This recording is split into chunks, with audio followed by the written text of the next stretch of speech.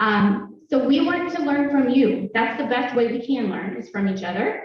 So when you have something to share, challenges you've encountered, the wins that you've had as a caregiver, the things that have encouraged you or helped you, we want your feedback. We want you to share those things. Okay? Sound good? And I will try to run to you with the microphone. That's the best I could do. Okay, so a couple of housekeeping things. Obviously, thank you to our sponsors for being here. Please go visit them over to the north side of the building. You have a table set up. A few of them are in the very back as well. Stacy always brings her beautiful baskets that we will give away at the end. We'll do a drawing, and we do the drawing for the flowers too. So make sure you get your name in there. Oh, we have a really pretty Halloween decoration we're giving. That's gorgeous. Thank you, Sarah. That's from right. Awesome. Thank you. That's really neat. So make sure you get your name in that little basket at the back for that, okay? Let's see, what else do we want? She asked if she could put her name in. It's beautiful. Online participants, we'll just ask that you keep your mics muted. If you have a question, please put that in the chat box and we will watch for those. Anyone on the phone, if you have a question, you can do *6, I believe, to do that. And then also thank you to Bright Star for the coffee and water and treats back there. So thank you for that. Okay, everyone know where the restrooms are? You just go right out the back door there if you need to use them, and then they're right to almost right in front of you. So if you need to do that, please feel free at any time. Otherwise, I think we're going to go ahead and get started and jump in. I'm going to have the panelist, which is a kind of a spur of the moment thing here for one of them, but I recruited her. So some of you may know that I used to work for Bright Star.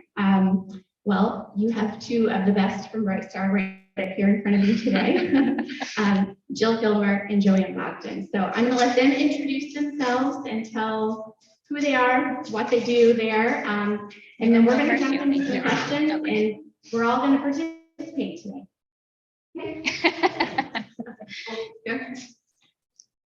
I'm just making sure it's working. Yes. Yeah. I'm a very nervous speaker, so just laugh with me. That'll be okay. But I'm the director of operations at Bright Star and one of the owners. But I've been there about 10 years, and it's mainly based around in-home care. We do some facility care as well if you live in like an independent living or something like that, but mostly it's in-home care. We do companion care all the way through skilled nursing. And we also do kid care too. So we do kid care and adult care. So all ages and all levels of care. Right now, we currently have about 200 caregivers and hundreds of clients, but some of them are respite. Some are full-time clients. Can you hear? Is it okay? Some of them are full-time clients, some are part-time clients, some just need one shift, a week to go to a doctor's appointment, some need around-the-clock care. So we can do all levels and all hours of care too. So again, I've been there for about 10 years, but I am not a nurse. Joanne Bogdan is our director of nursing, and so I will let her talk a little bit about her nursing side. Good morning. My name is Joanne Bogdan. I have been with Bright Star Care for about 2.5 years. I come to them with lots of experience in the hospital, so home care has been a brand new adventure for me. As you might be able to tell as I speak, I was the add-on at the last minute today, but I also have the added title of being a caregiver. I provide care for my 97-year-old father in my home. In addition to my job, which I help to direct and manage the care of others in their homes, I also go home to it every single night. So I have a little bit unique perspective from that realm, and hopefully we'll be able to help from what I've experienced with you as well. Thank you. I was so happy to see your face this morning. Okay, so I will try to answer some of the questions for the panelists that were not here as well. So the first question is, how do you work directly with caregivers in your service area? And by caregivers, we mean the actual loved one in home, not the caregivers that are working for Bright Star. Do you want us to go first? Yeah, Or do go you ahead. want to answer that? Either way. One of the things I'm really proud about Bright Star and most home care agencies is that it's a team. It isn't just your caregiver and your office people. It is bringing in the family to make them part of what we do. When we assess a patient, we sit down not only with the patient, but also with the family to find out what their expectations are, help them to figure out things that we can do to help them as well as their loved one. Because you need a break. It's hard. It's probably the hardest job I've ever had in nursing is taking care of my own father. It is stressful. You don't get a break from it. It's like when you have little bitty kids, you know, you go home to it and there they are, and it's wonderful and it's a blessing, but it's also very challenging. So that's part of our focus at Bright Star, is to make sure that we incorporate the family, and we always leave time and availability of our staff. If you have questions, if you have issues, if you have concerns, to call in, and you can speak to our liaison, which is Angelica, who is usually here.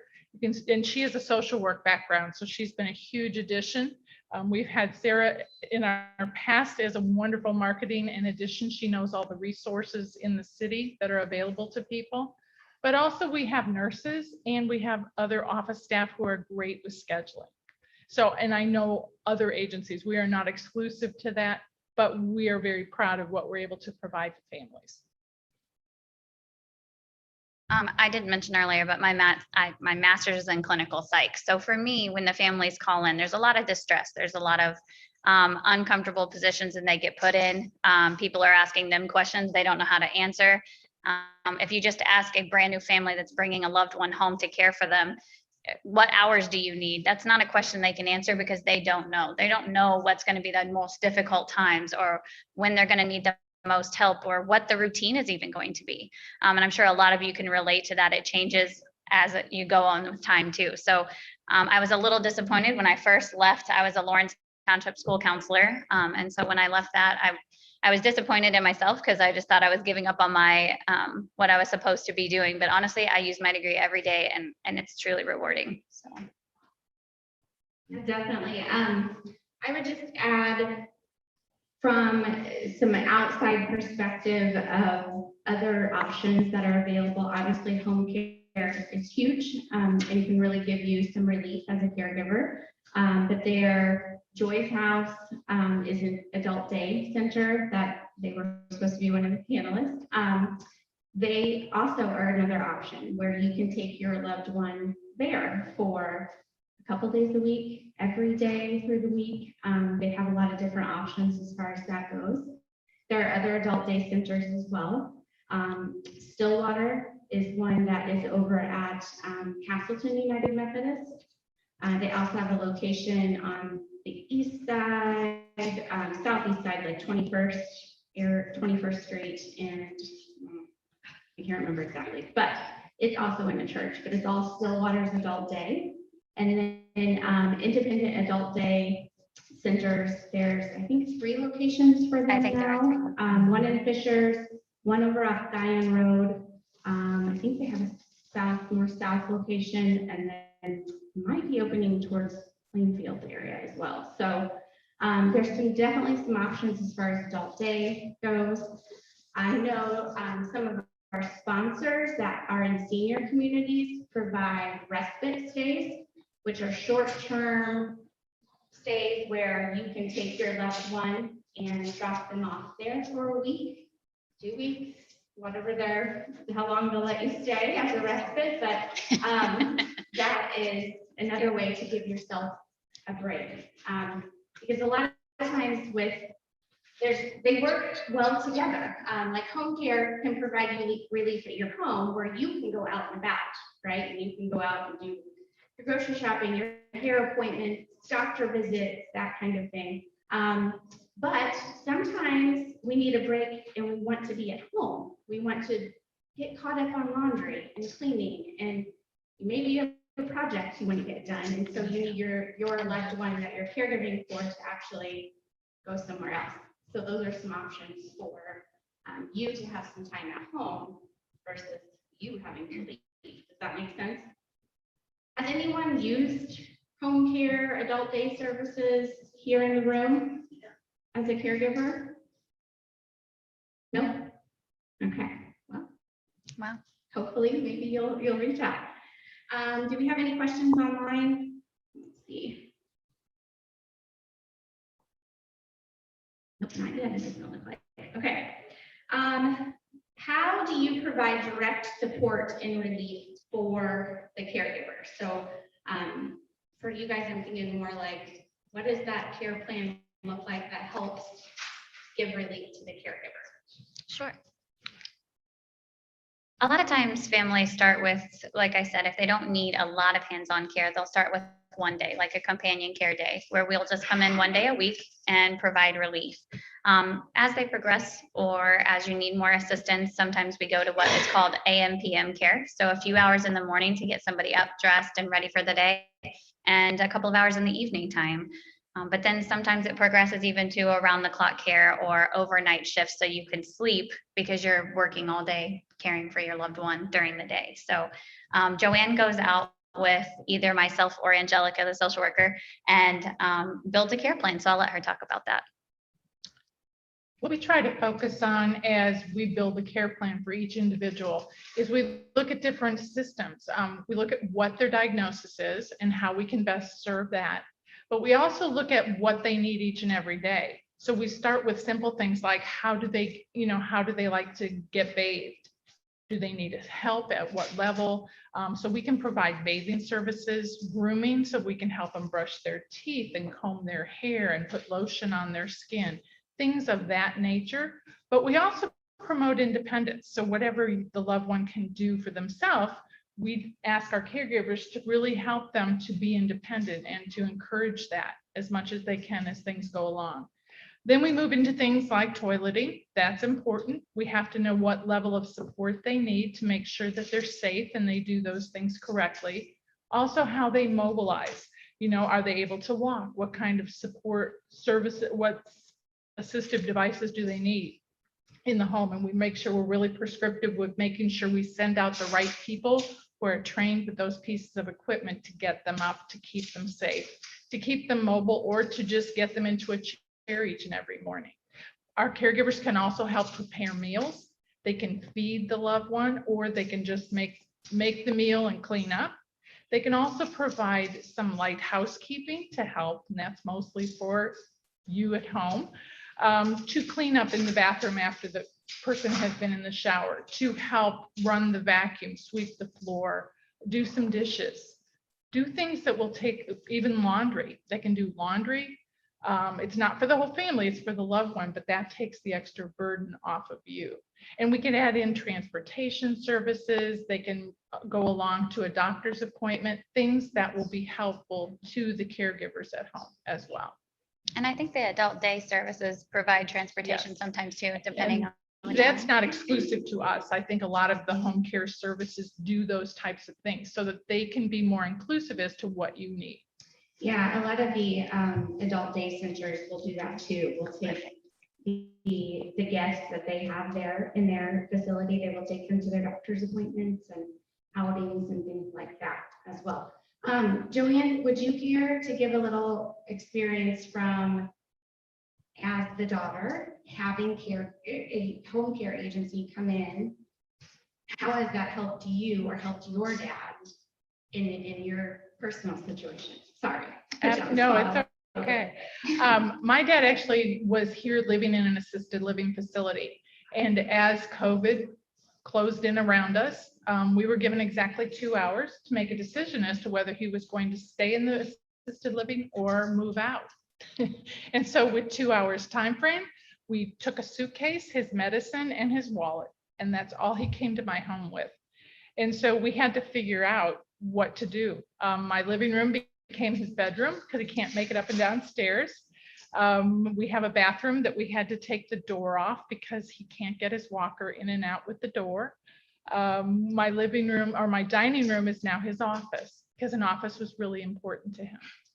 So we've had to make a lot of changes and a lot of quick decisions. It was hard for him. He thought it was temporary. He thought he would be there for a couple of weeks because he liked his life at the assisted living. He had friends, he had a social calendar of things he did. So we've tried really hard to make it the best we can. My dad loves to garden, so luckily I have a big backyard and we have lots of flower pots that we've put together this year. As a family, I'm very blessed that I have two sisters that live in town, so it isn't just me by myself. And so they take a lot of the burden and share that with us. But we also came to a point after a year that we were tired. He needs 24/7 supervision. So we did hire caregivers to come into our home. That was hard. It was hard for him because he didn't trust them. And he was like, who are these people? Why are they here with me? But over time, they've actually become part of his life.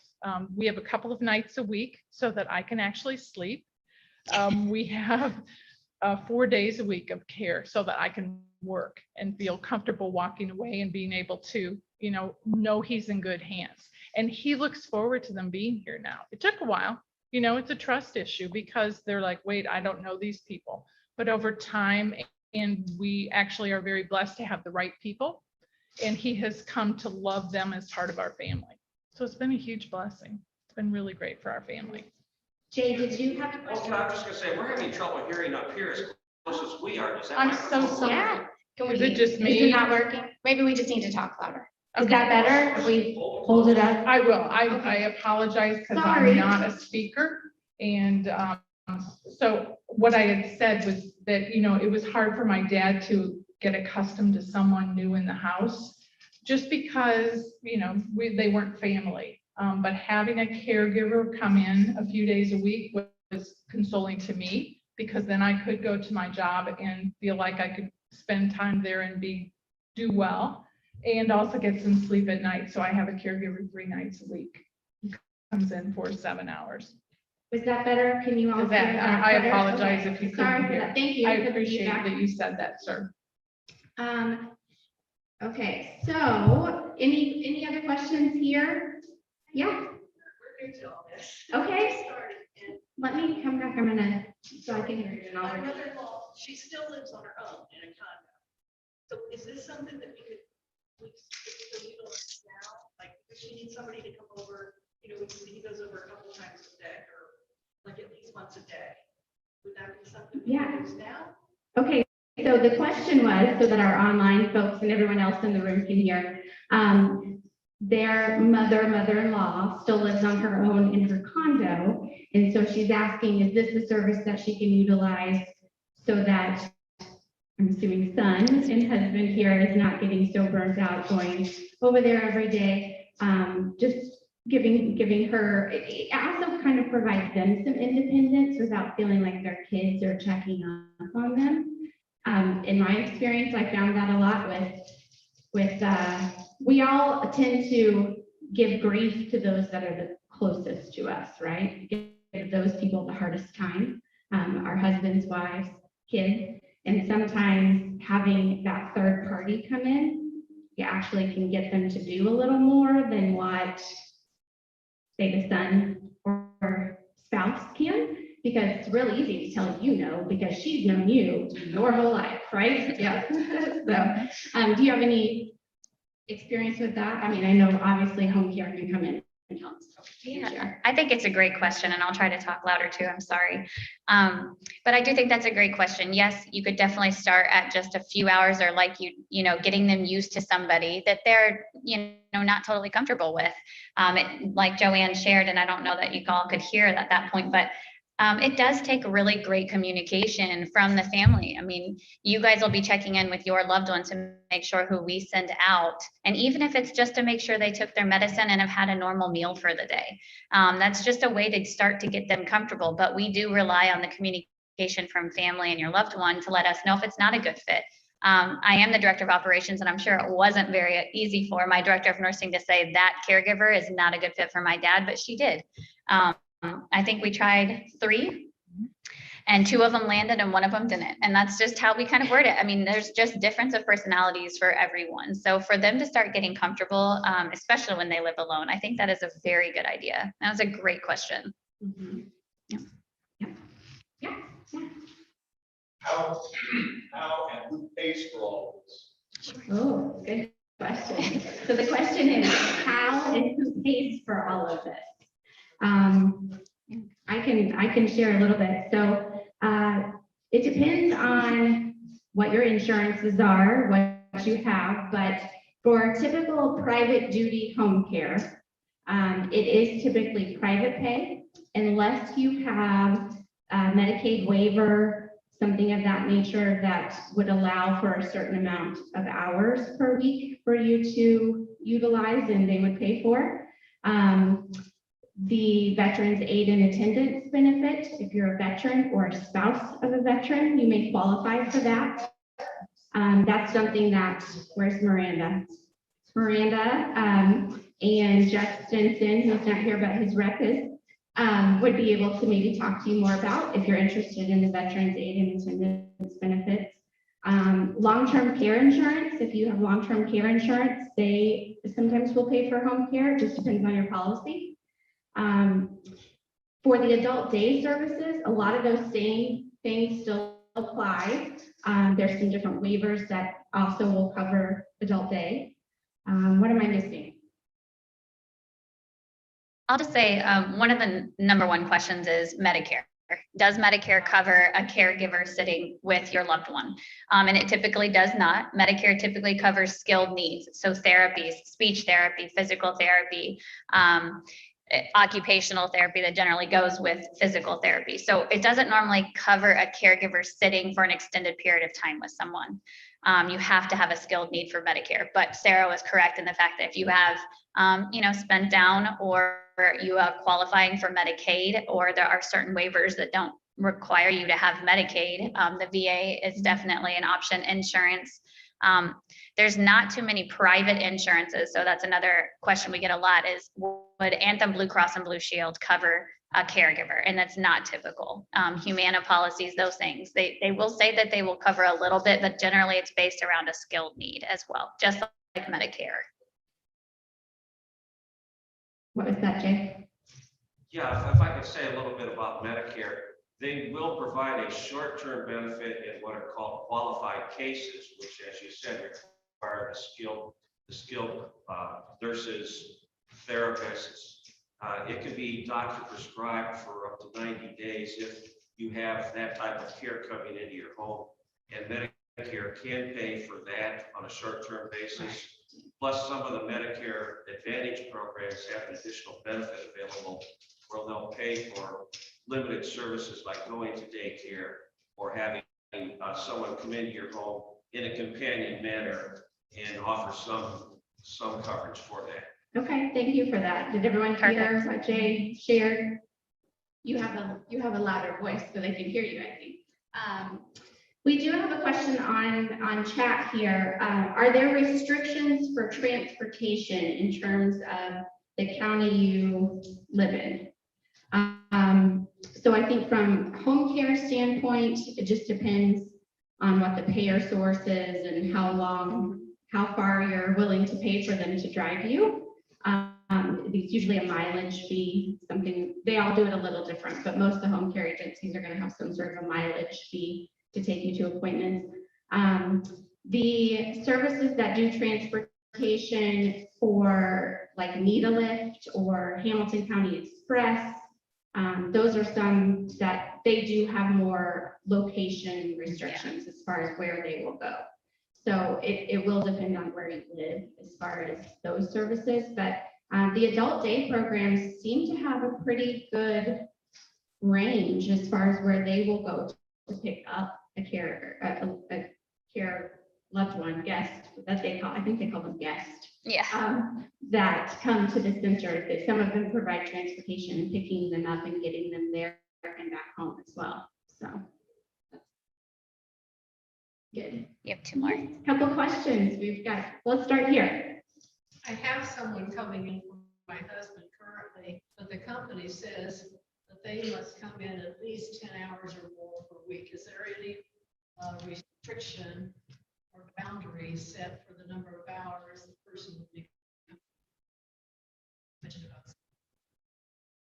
All amount accepted, or is there a number that you're supposed to asking. Okay, I'm gonna repeat the question. This lady has care coming in for her husband now, and the agency you're using has a 10-hour a week, is that what you said? 10-hour a week minimum.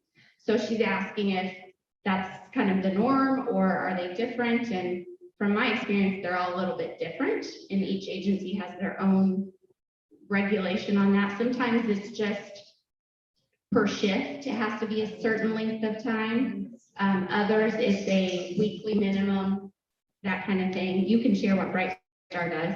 Yeah. So we don't really have a typical hourly minimum.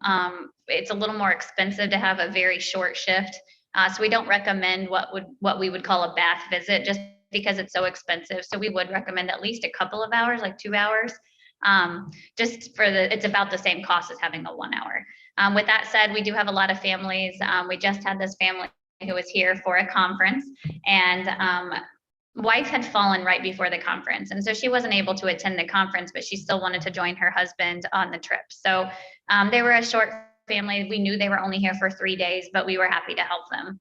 So we don't have, a contract that you have to sign for a long period of time, and we don't have minimums on how many hours you have to have. But that's not to say that every company, they're all very different, different in pricing and different the way they set them up.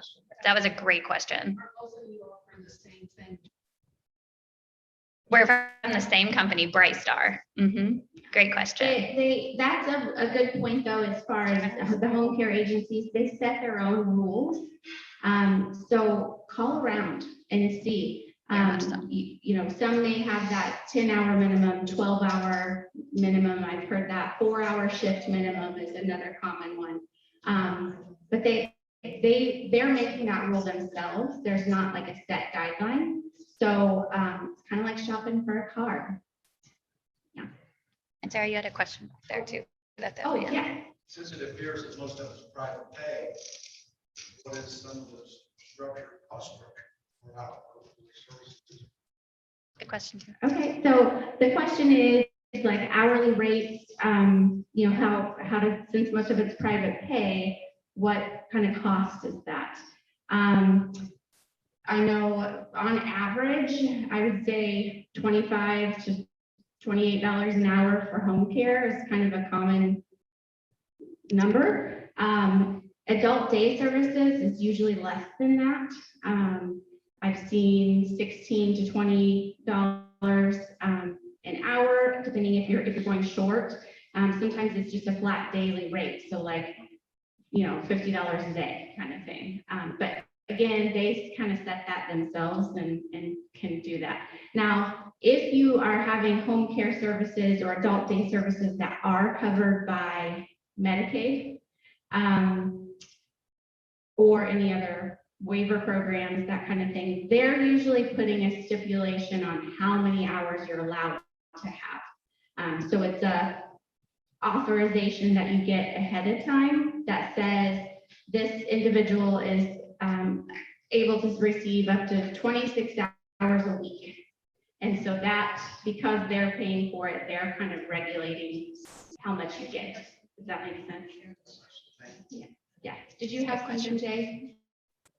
I was just going to add something to the previous question from my neighbor here. Okay. There again, if something can be considered medically qualified and prescribed by a doctor, if the doctor says you need 10 hours a week, you could be provided the 10 hours a week covered by Medicare. But it is on a short-term basis, which is 90 days, but the 90 days can't be renewed with the doctor's authorization. So it all depends upon if it's what's considered qualified, requiring medical care, or non-qualified, which is companion care. Yes, and that would also be dependent on whether the agency you're using is billing Medicare. So not all of them do. They don't have to. They don't have to be in network with that. So again, you have to ask. If they don't want to get the government money, they don't have to get the government money. Yeah. Okay. Well, let's see here.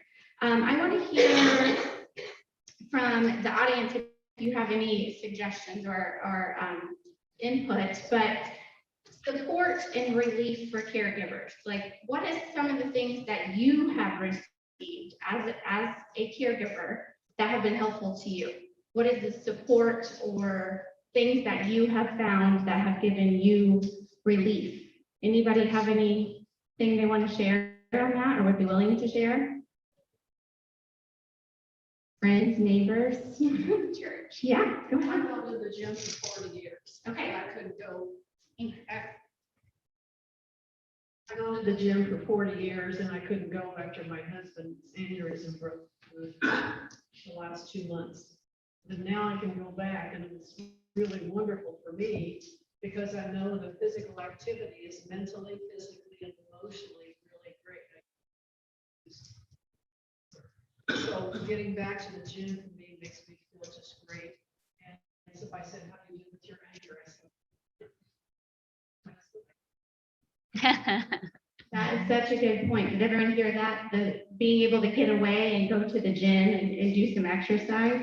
And we talked about that last month, right? How much exercise is so important to our overall well-being. Anyone else have anything that has given you support? Any caregiver program or support groups that you've gone to? No? Yeah? Comment. Yeah. Yes, my husband had Alzheimer's, and I was a full-time caregiver. And my physician, or his physician, absolutely insisted that the caregiver have 6 to 8 hours period away from the home or away from being a caregiver once a week. And that's a long time, 6 to 8 hours away. Yeah, that's he insisted. How did that? No, that's great. Yes, making sure you have that time away. Who helped you with that? Did you have friends or family that would come and Yes, stay with I him? had a daughter that could help. A daughter that helped, yeah. Okay. Anybody else have anything to share? How about any challenges too? You had that before. Okay, I don't know if you need No, to- well, just in the category of what might be considered spiritual care, one of the Medicare companies, which is affiliated with a particular hospital chain, now has a service that comes free with their Medicare coverage, where you have access to spiritual counseling through telecommunication with a trained chaplain. It's not a religious discussion. It can be anything you want to consider to be spiritual in nature. And that's a free consultation that's available. That's great. You can share what hospital? Is it St. Vincent? Is it community that does that? I'm not sure if I can. I'm not You sure don't if I want to, can. okay, that's fine. Back there, sir. Yeah, Sean. We had St. Vincent when my husband was there. Yeah. Not a caregiver, so. What Jay was talking about, we had St. Vincent's Hospice that came in, and they continued, the chaplain continued to follow up with me for a good year after my husband passed. You know, just making sure that I was doing okay, or, you know, if I needed someone to talk to, even recommended support groups. So, very helpful, and you cannot feel guilty. That's the main thing. People think you feel guilty if you're gonna have somebody come in and take care of your loved ones, you can go run errands. You can't do that. You need your sanity, and you need to be well rested, and you need to be strong for them, so you can be a good caregiver and help them. Yeah, I think that's a really good point. There is a lot of guilt, I think, sometimes when people feel like they're calling in someone else to help, and it makes you a better caregiver. You need that break to clear your head and just refresh. So, do you guys have anything you want to add as far as support and relief and how you provide that for the caregivers? We once had a client that I became very good friends with, and she went to a support group, and I know there's quite a few out there. I'm sure that maybe Lisa and Sarah can share some ways of getting in contact with them, but she said that it was made a huge difference in her life. Like Sean was sharing, even after the fact, he did pass away from Alzheimer's, but I think that made a big difference in her life. I would meet her once a month for coffee anyways, and I think the social part was very important, but she said that she had to share those feelings of what she went through, her husband not recognizing her anymore. I mean, you need to talk to other people who have experienced the same feelings that she was feeling. And so, yeah, I think that the support groups are very important, and I would highly recommend them if you can and have the ability to go to them. Did you have Yeah, anything? there's a lot of different places you can find support groups, church, spiritual groups that will help with that. The Alzheimer's Association, the Parkinson's Foundation, community, the HATS program, it's the Healthy Aging Transition group for community. They have support groups. I know St. Vincent Center for Healthy Aging has some different support groups. So they're out there. Sometimes it's going to a 2 or 3 to find out where you fit. What's the best support group for you? It's like anything else, the first one you try may not be the right group. But if you try another, you might find that that's your groove of where you fit and who you can talk with. So I got something to that. Yeah. If you go to a support group, that is not your day off. So you have to keep that in mind.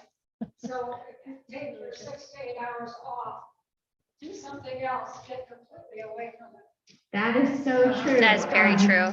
Thank you She for said sharing that. the support group is not your day off. That's not your time to get away.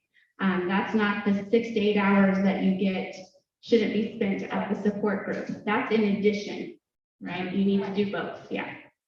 Great point. That's a great point. Let's see. Any online messages? Anything here? Doesn't look like it.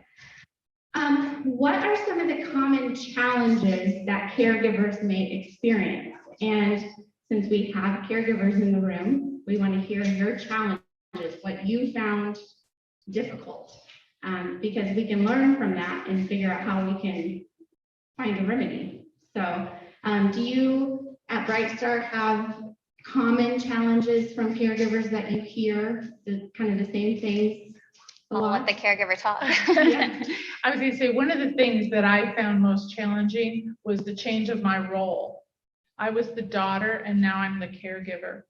And so you have a lot of mixed emotions for that, and also some, resistance from my dad, because he would say, I'm not doing that. You're my daughter. You can't tell me what to do.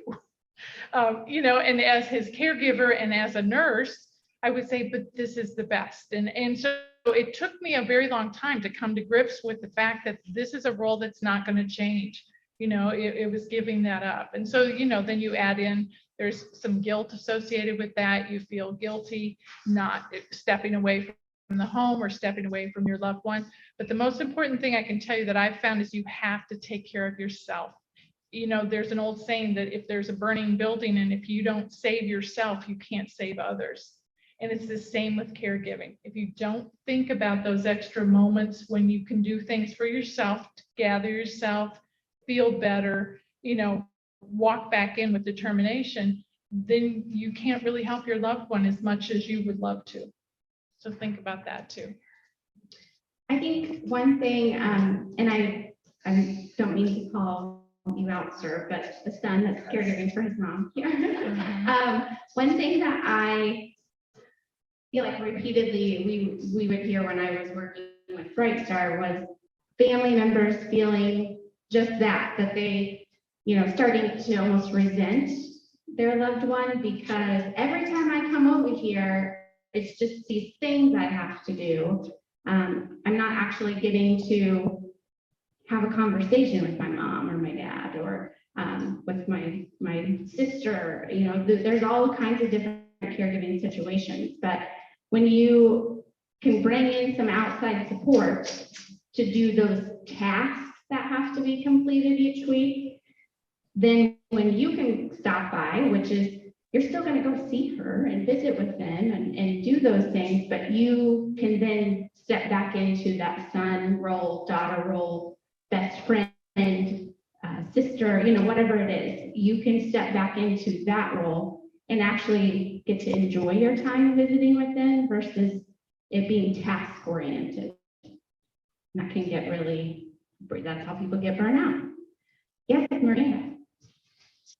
So I'm an elder law attorney, so I am on the front end a lot of times of of helping people to get the care that they need. And one of the things that I see over and over again is that the adult children come to me and they're just mentally and physically exhausted.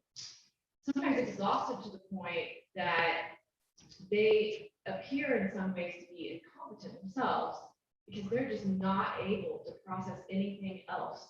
So much of their mental energy is spent taking care of their loved one, tracking all the things that that loved one needs, that they are not able to help with the process to get them the care they need. And so that is one of the most critical things that a caregiver service can provide, is just giving you a mental break, even if it's just giving you time to take a nap. You know, if you're watching a parent with Alzheimer's who needs 24-hour care, that's a 24-hour job. If you're doing that all day, every day, and getting up all night because they have sundowners and they go to the bathroom, you're not getting rest. And so that, to me, is the most important part of having caregivers come in, getting you a break, a mental break. Yeah. I have a question. So what should be in place if something happens to the caregiver? Great question. What should be in place if something happens to the caregiver? And I think Miranda could probably answer that as well. Yeah, I'm actually just gonna let you answer that because there definitely need to have some of those things in place. So that is the benefit of having a care agency come in, is that if something does happen to one of the people who are providing care to the family, the care agency a lot of times can just pick up some additional hours. If for some reason you don't like the care agency that you are working with, you can of course find a different agency. So having multiple people who know what's going on and know what care is needed is really the most critical thing. So that if something happens to one of the caregivers, they can pass off the list of here are the things that we need to do to help. And of course, if family caregivers are giving care and something happens to them, then we look at potentially Medicaid waiver, the PAA attendance benefit to provide some funds to help them pay for that care. That's also where having like power of attorney set up for maybe someone else to take over would be helpful if the main caregiver. Right, yes, so power of attorney can help. Typically, your power of attorney is going to give someone the power to do those contractual relationships, to contract with someone to get care. So I'm thinking like if you have the power of attorney for the husband, let's say, something happens to me, do I have to have something in place then, Miranda, that would take over for my husband, or would it be for me? That makes me question that. That's why you need multiple backups in your power of attorney, so that it says, if I'm not competent, here's who makes decisions for me. If that something happens with that person, here's who is next. And so having those multiple people in line in your written power of attorney can help to fill that gap if something does suddenly happen to someone. Okay. Yes, ma'am, you have a question? Sure.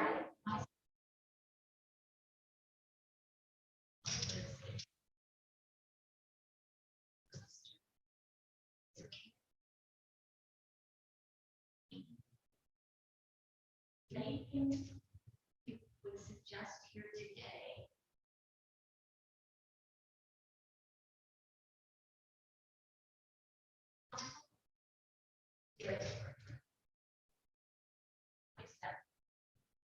Feels like do, even if we're trying to, I say, like I went to this seminar, this is some information I got. And she, for any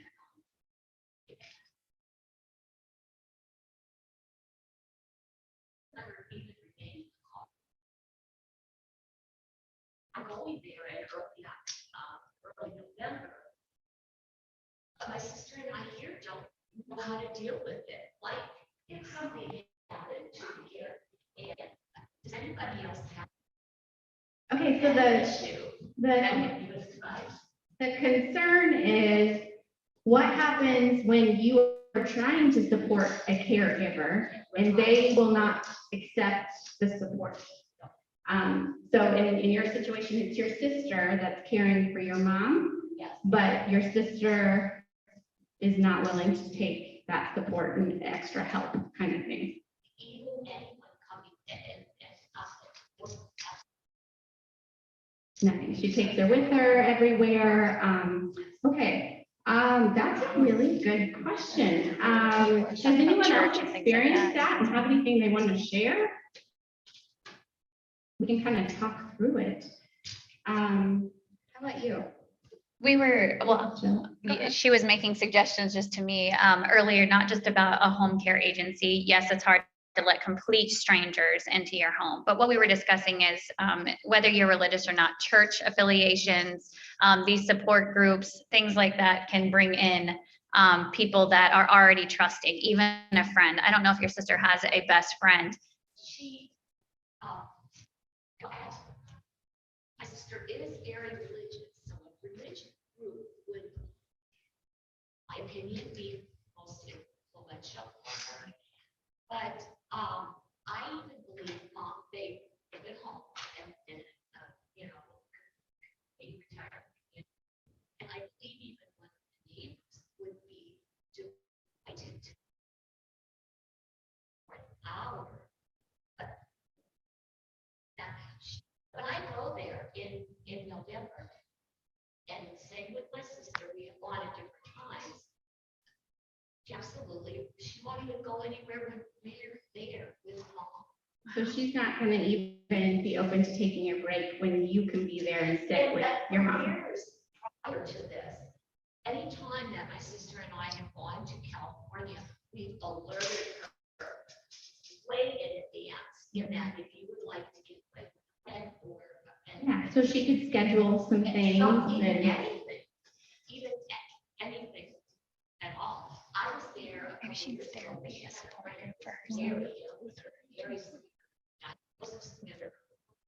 people. I even said, why don't you just go over a couple hours and there's nothing. Is there any guilt? Is there any opportunity through, you said they lived in a retirement community? They do. It's over 55.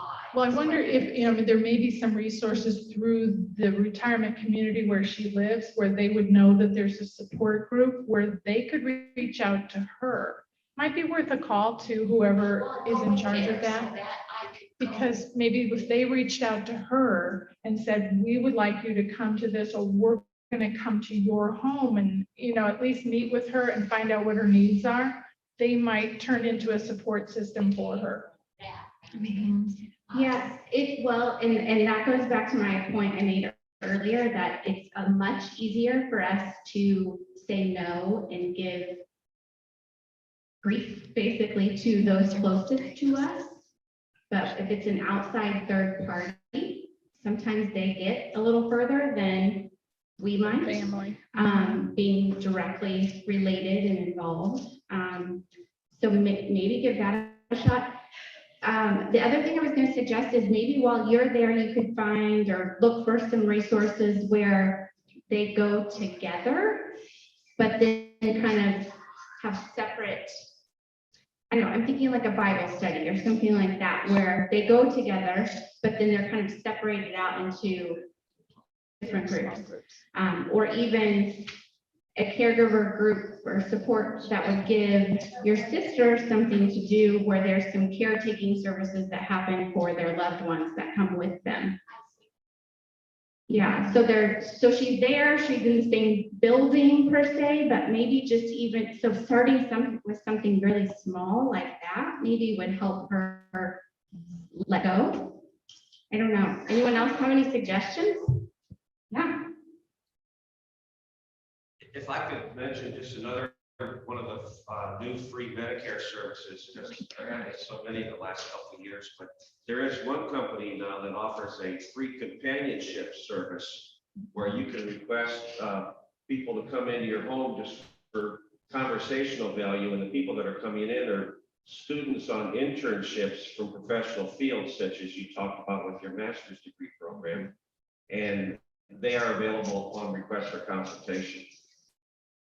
Okay, so that's, How would you find out about that? how would they maybe find out about that, Jay? Ask me later. Okay, okay. Laura? Say that if there is I was just gonna say, if they're in a retirement community, there's probably a social worker that's part of that group that is gonna really be the person who's got all kinds of resources for you. They also have kind of dealt with these difficult situations. I mean, I'm sure my colleagues here would say your situation is not terribly unique. We've heard it before. And those social workers are really trained to kind of find ways to redirect negatives to find ways to make a positive. So when you go out there, you might just contact the administration and ask if there's a social worker that you could talk to.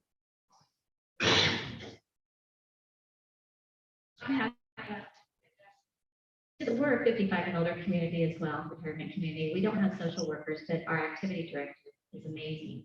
So we have a couple where he's her primary caregiver because she has just a mild case of dementia, but she loves to exercise. So our activity director got her involved in water aerobics. So that kind of is giving him a break, but focusing on being with her and doing something and sometimes an activity with her.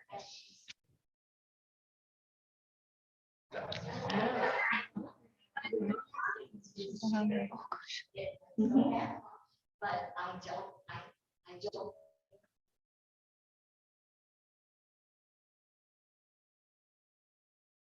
So I have a lady who's 102 and she plays mahjong. So our activity director has a couple other ladies in our community that play mahjong. So that's just her way of just kind of separating her from her caregiver.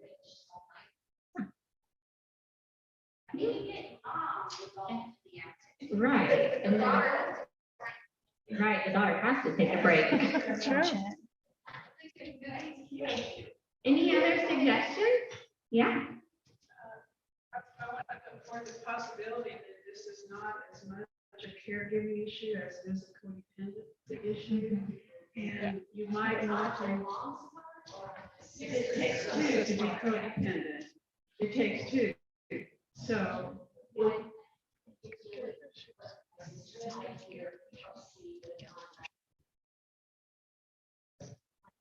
Has always been. And her the last trip when I was there, she likes confrontation, which that is, she can't deal with that. So she just can't deal with speaking up to what my sister said. She doesn't.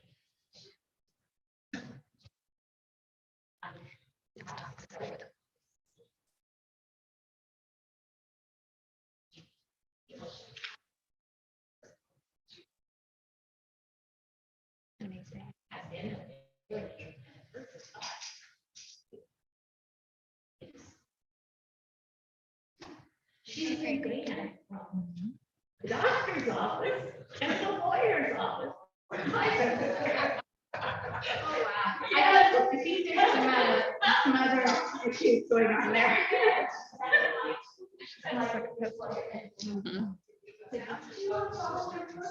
Yeah, I was gonna say, I think Yeah. Maybe the mom is the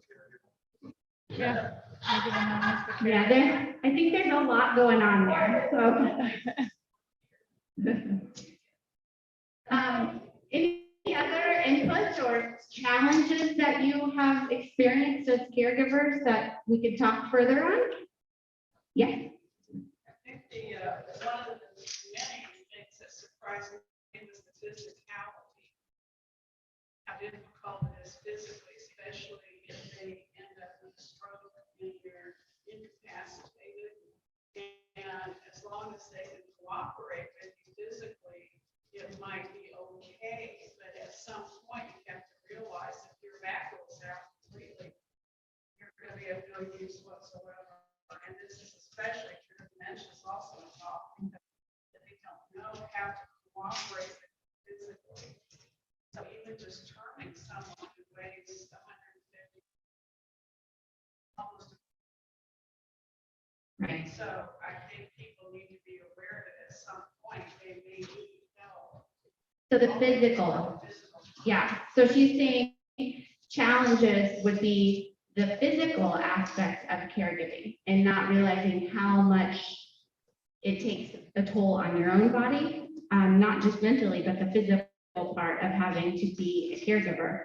And especially if they are not cooperating or not able to cooperate. That was actually one of the reasons that community health at home was going to be here.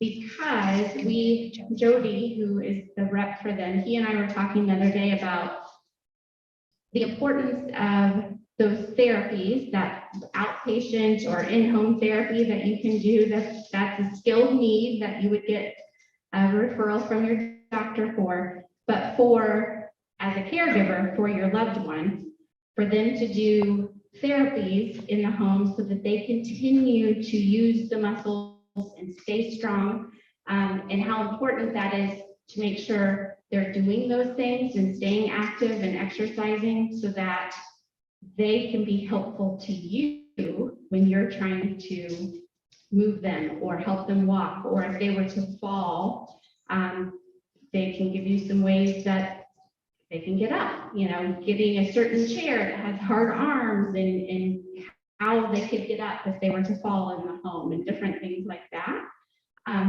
So I know that's one way that if you can continue to have your loved one doing therapies and exercise programs and using their body, they're going to get stronger and stay stronger. Do we have an issue?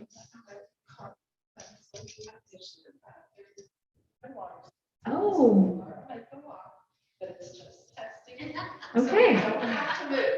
So we are going to have an alarm drill.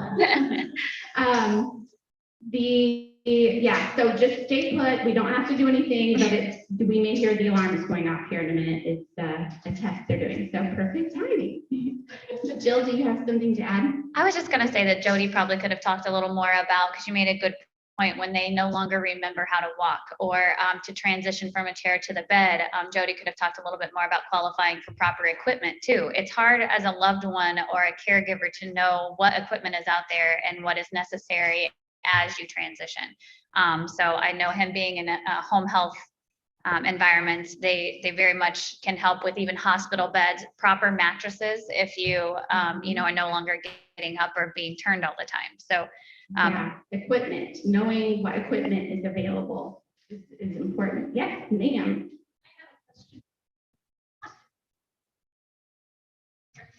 Hospice care. Okay, so we have a question on what hospice care is, and we do not have a rep here from hospice care. She'll help. Yeah, Joanne can help answer that question. Hospice care is usually something that's recommended by your physician or by medical care because your loved one is toward end of life. The qualifier, I believe, for Medicare is that it's an anticipated life expectancy of about 6 months. But I do know that that can be renewed if somebody, has a spurt of doing better. What the hospice companies are able to do is they come in, they will assess for what equipment you need to help care for the loved one. They provide someone who can come in and do bath services twice a week. They also have a nurse that will come at least once a week, but as end of life approaches, they come more often. And they also have someone who's on call 24/7 that will be there to support. But they order medication. They order medication. It is paid for by Medicare. So hospice is usually a covered service under Medicare for everyone. And certain hospice companies will have additional programs available. So music therapy, They have a essential social oil, worker, they have Chaplain. chaplain service, lots of really wonderful support for both the family and for the loved one. Yeah, I think that's a common thing people don't understand is hospice care is not just for the individual receiving the medical care. Yes. It is for the entire being the family, the support unit. Like Sean mentioned there, the hospice chaplain followed up with her for a year after her husband had passed. And So just continuing to have that support as well. So How does hospice care differ in a facility than it does at home? okay, so how Great does question. hospice care differ in a facility versus at home? Yeah, I don't think it should, really. They should still be seeing them the same amount of frequency. The only difference would be is their support team is gonna be larger because you're gonna have those people that work in the facility providing feedback to the hospice company as well versus just maybe you if you were at home. But they should still be seeing them just as much and doing the same practices at home as versus in a facility setting. That's a really good question. There are a few inpatient hospice facilities, and they do provide, I wouldn't say like more hands-on care, but they have more eyes and ears for your loved one. But they're generally pretty short stays at those inpatient facilities. But we supplement hospice. So a lot of, I wouldn't say a lot, but there's a good percentage of our families who eventually end up on hospice while we are still in the home. And so those nurses come out and set up the medications, provide pain patches, or just anything that they need. And then our caregivers still provide the ADLs, meal prepping and all of the changing the bed linens, getting them dressed, brushing their teeth, things like that. So we work in addition to what hospice provides. Yeah. Were you asking about like an inpatient hospice house, or just like if somebody's in a skilled nursing unit and they have hospice coming in? I just think we're about to that point, Okay. close to that. Just knew there was hospital. Yeah. It is a holistic view of care, You could share. and it's not just about end of life, it's about comfort and keeping them comfortable and keeping them as supported both mentally and physically as you can be through those end stages.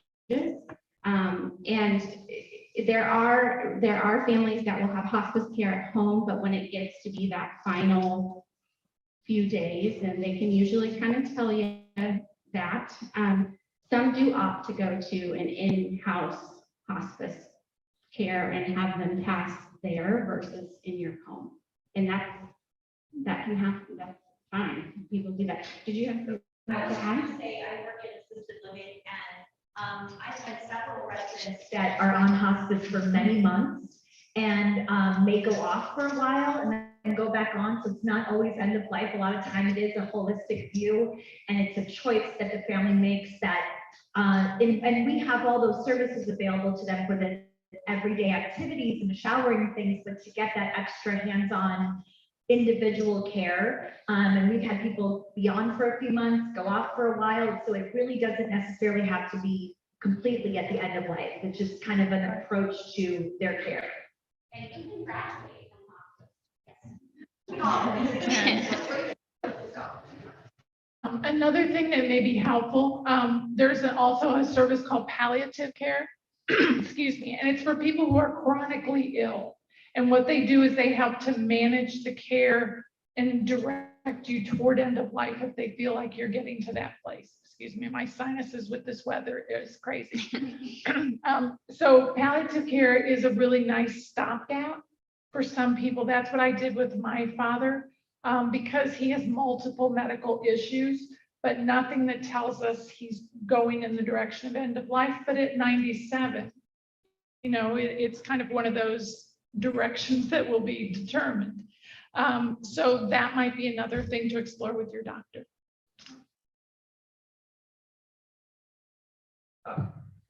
Yes, from the Medicare point of view, the key word was just mentioned activities, as in an expression called activities of daily living.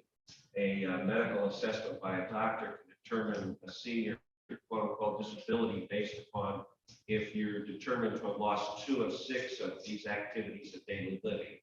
In other words, your ability, can you get out of bed? Can you walk to the toilet? Can you bathe? Can you dress? Can you go to the kitchen and make a meal? This will help determine whether Medicare will be paying for your hospice care in home or if you need to be in some kind of qualified facility. Any other questions on that or input? Okay. Let's see here, where are we at? So why is it important for caregivers to make themselves a priority? And I think we've talked a lot about that throughout our time here, but Jill, Joanne, do you have anything you want to add as far as why it's so important for them to take care of themselves? We have a current client right now. Husbands have been primary caregiver for a lot of years, and he had a kidney stone, oddly enough. That's not something you would expect. And it's not like he hurt his back lifting her or anything like that. It was just a sudden, he had a kidney stone and he was hospitalized and he had surgery. So he was gone for 3.5 days. So we did increase the number of hours that we were in the home. And that's the whole point of having a backup plan, is so that way you can. So daughter came into town, but she couldn't get there for the first 2 days. So until she could arrive, we were there around the clock. And even as she got there, she had not realized how much her mom had declined. And so all of a sudden it was like, oh my gosh, I've got to get my dad some more assistance. So it took her coming into town and realizing how much mom had just declined. I mean, it was just part of her progression and we knew it was coming. But I think her having set eyes on her mom made her realize how much relief her dad really needed. So we're going to permanently increase the hours a little bit so that way he can sleep at night and have 4 hours each day during the day to get out, go grocery shopping and do his own thing. He also liked to walk. So he likes to go to the gym and do long walks. So she didn't realize that he was not really caring for himself. And I know a kidney stone is not an example of that per se, but it was a wake-up call for this family. And we've known them for a whole lot of years. And the husband is just, he would do anything for his wife. He is a very amazing husband, but it still doesn't take away from the fact that he needs to care for himself. So. Yeah, I think, and it kind of goes back to your question. You said, well, what happens when something happens to the caregiver? Well, this is why it's important for them to take the time to have that 6 to 8 hours a week and go refresh and get away and just put the care into yourself. I can't even tell you how many times over the years I have heard a caregiver. She goes, I go to work. Yeah. Get a job. How many times caregivers will say, well, I haven't been to my own doctor because he or she has so many doctor's appointments themselves that I'm constantly going with her, with him, and not going to their own doctor's appointments. And so that is a perfect example of utilizing either an adult day service or a home care agency to come in and give you some of that time to go take care of yourself. Because if you're not taking care of yourself as a caregiver, you are not going to be helpful to the one you're trying to caregive for. It just inevitably it's a circle, unfortunately. So yeah, Jay. Something else important to mention here also, telehealth. A lot of the, not all yet, but a lot of the Medicare services will now cover your ability to be able to have a consultation with your doctor's office, your smartphone. Yeah, You wanna be able telehealth to have a services. consultation, but you can't get a doctor's appointment. It's a lot quicker to get a telehealth appointment. Yeah, and those have become a lot more available in the last 18 months. Right, you Because need to learn of, the right way to hold your smartphone so you can see each other. yeah, you might have to have a grandkid come show you how to work the device on your computer or your phone so that you can see your doctor. But that's a great point. That's an option. Doesn't get you out of the house in a way. Not that we all want to get out of the house and go to a doctor's appointment, but at least just little things like that and taking care of yourself will in turn help you be there and be a better caregiver for a longer period of time. So I haven't heard the fire alarm yet, so let's see. Yes, Lisa just is saying online that the caregivers is sometimes decline faster than the one they're caring for, and unfortunately, that is very true. So it is very important. Anyone else have anything to add on that? Zooming through the questions here. Any additional experiences or services that you have encountered or heard about that may be helpful for other caregivers? Anybody have anything they want to add? I mean, I think we talked about the home health, home care, and the difference between those. Home health is more of that skilled need that's generally covered by your insurance. And then home care is more of those just daily living tasks that you need help with, or even just a sitter service. Hospice care and palliative care, caregiver support groups, facility, community respite stays are great. So a lot of the assisted living communities, even the long-term care communities, will offer respite stays, and independent living as well. So definitely reach out to some of the communities that you are familiar with or maybe are nearby. And if you just need a week break, do it. I years ago worked in a community in Carmel that had the full continuum of care, so independent, assisted living, and long-term care. And we had people that came about like every 6 months, and they would stay for a week or two just to give their loved one a break at home.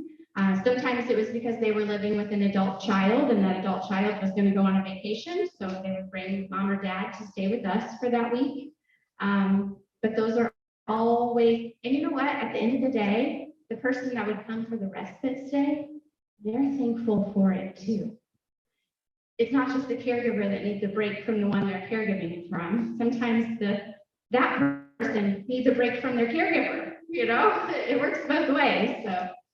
Yes, Jen? I was just gonna say that's a great way to expose that person to assisted living, so they can see that when the next step comes along, they've already had an experience with that. They don't feel like they're being put in a nursing home and, you know, life is over. They can realize that there's a lot of activities, there's things going on that might be really good for them. So respite stay is really nice for the relief, for the caregiver, for the person, but most of all, for that person to get experience. So when the next step comes, they might need to go that route.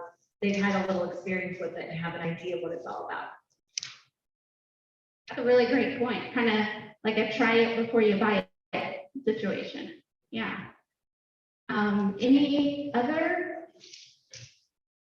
experiences or the gym, having the workout exercise programs? I think those are really helpful and beneficial, and just being able to go do that type of thing and get away too can really do a lot for your mental health.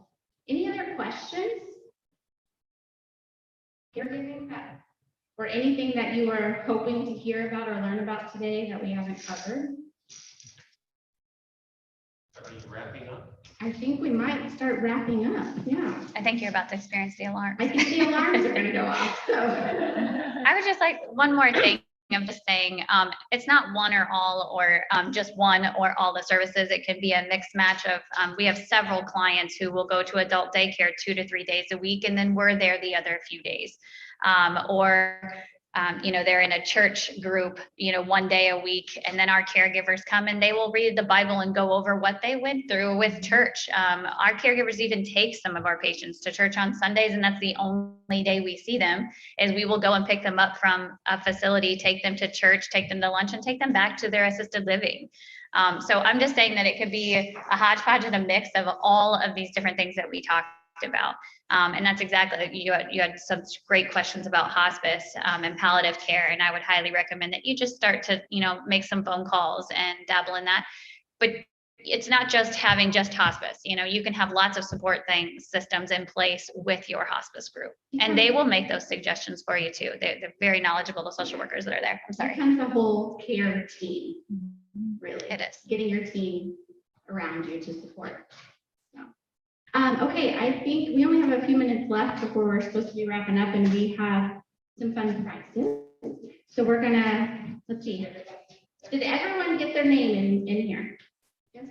Can I please just share Sure. one last quick story? Yeah.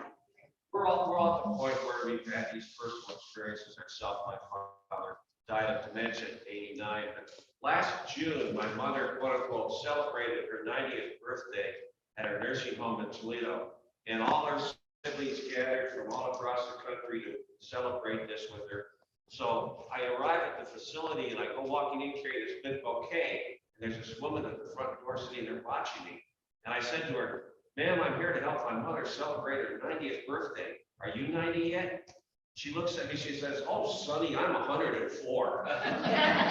So I just thought we'd end with some good news and a laugh, but, you know. Yeah. Yes, it is amazing how many times we'll visit different community settings and we'll hear how many people they have that are over 100 now. So that is, yes. Guys, Incredible. Okay, how many, I'm gonna draw for us. Okay, we're gonna do 6 roses and then we're gonna give out the 2 big. Okay, first flower goes to Jean McAtee. All right, so the flower on your table, you can take that with you. And they last a really long time, but if you want to just pour the water out a little bit in the water fountain out there, then you can get it home safely and just put a little fresh water back in there when you get home. That's cute. One, Mary King.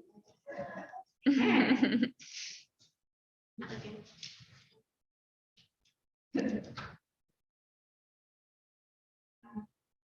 Neil Haas, Neil, is that right? Okay, all right.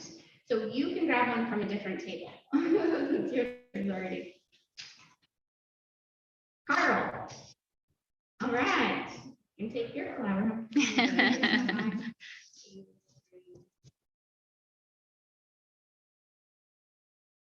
Alan. Very nice. I can't read it. That's why. Stay with Alan. And last flower goes to Sue. All right. Okay, so we're gonna do the basket on the back. That was from Stacy.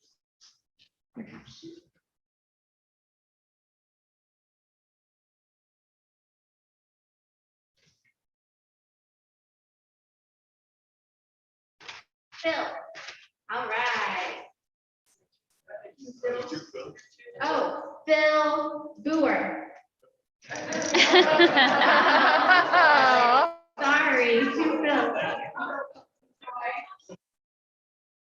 Okay, now the really cute little Halloween thing from Marquette.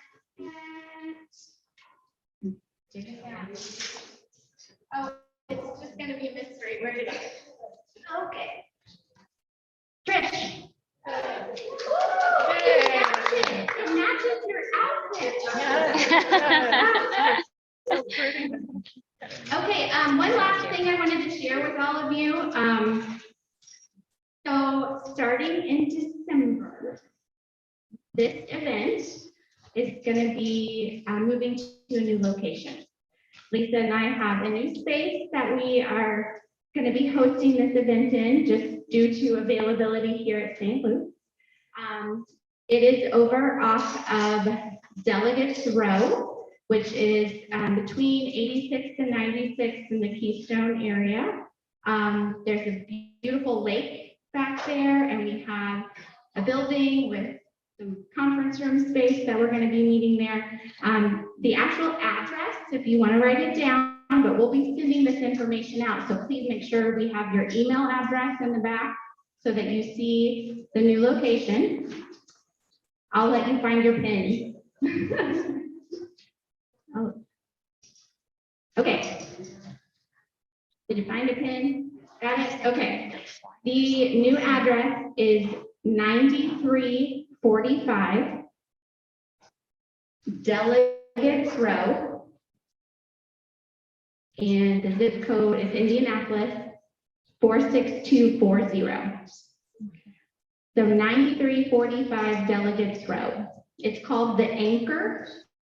And we have an office space within this building, and they have some beautiful conference rooms for us to use. And we're going to be hosting the event there. We believe it will start December. Yep. Yes. Do you have a phone number?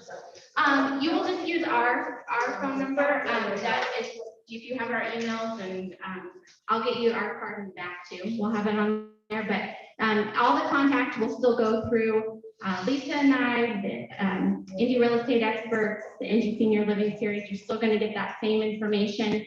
Our meeting location is going to be a little different. So When is this? December. So November, next month, we're still going to meet here, and then it should be December, we'll be transitioning. I'm gonna put my mask back on. Oh, thank you. Yeah. Yeah, so November 11th, the topic is resources for surviving the holidays. And we have some interesting groups, but we have a therapist that will be here. We also have some people that will talk about like personal shopping, how they can do Christmas shopping for you, and decorating and that kind of stuff. So, yeah. Thank you for coming. Yes, thank you for being here. Feel free to grab some snacks and stuff in the back and visit the sponsor tables on your way out. Good, Sarah? Do you need me to do anything with this?